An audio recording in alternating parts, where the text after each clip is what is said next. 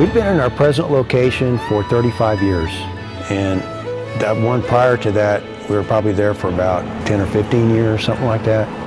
As long as the open sign hangs on the door of this building on the outskirts of downtown San Antonio, there's no telling what might show up on the front counter. A tattered cardboard box with broken glass and twisted steel is nothing out of the ordinary for Adrian Cavallini.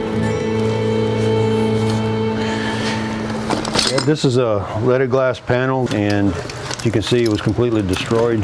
At first glance, there's not much art in a pile of glass shards, but Adrian can still visualize sunlight shining through the busted panes. You won't even hardly be able to tell that it was replaced.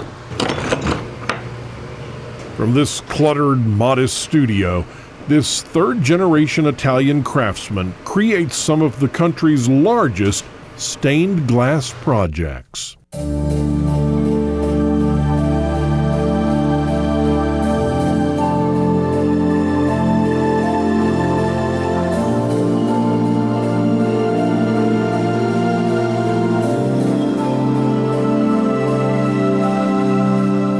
All those millions of pieces of glass have been assembled by hand, have been soldered by hand, have been casted around each piece by hand, and all have been installed by hand.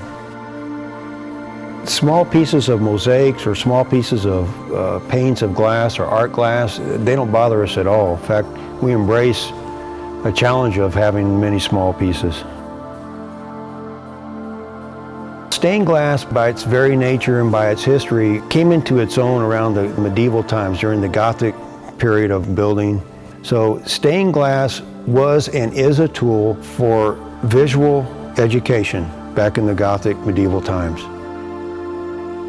My dad and my uncle began the company in 1953. The primary focus of the company was mosaics, mosaic murals and mosaic tile.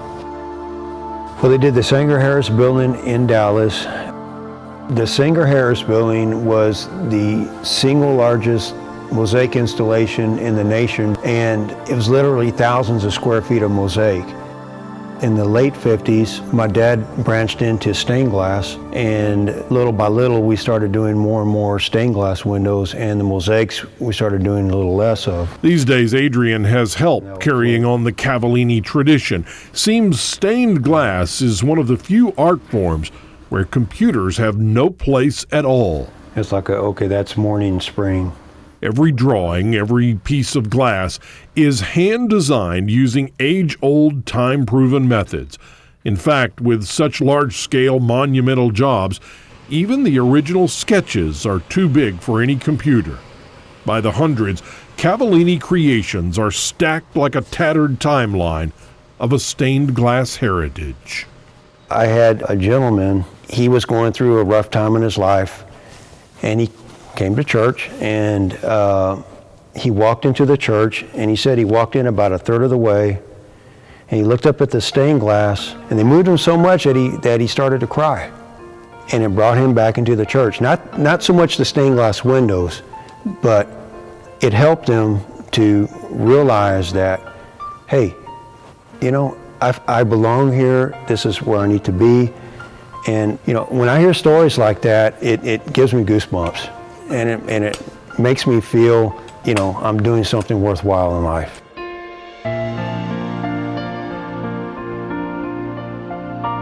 It may be thousands of square feet, or it may be a single box of broken shards. It makes no difference.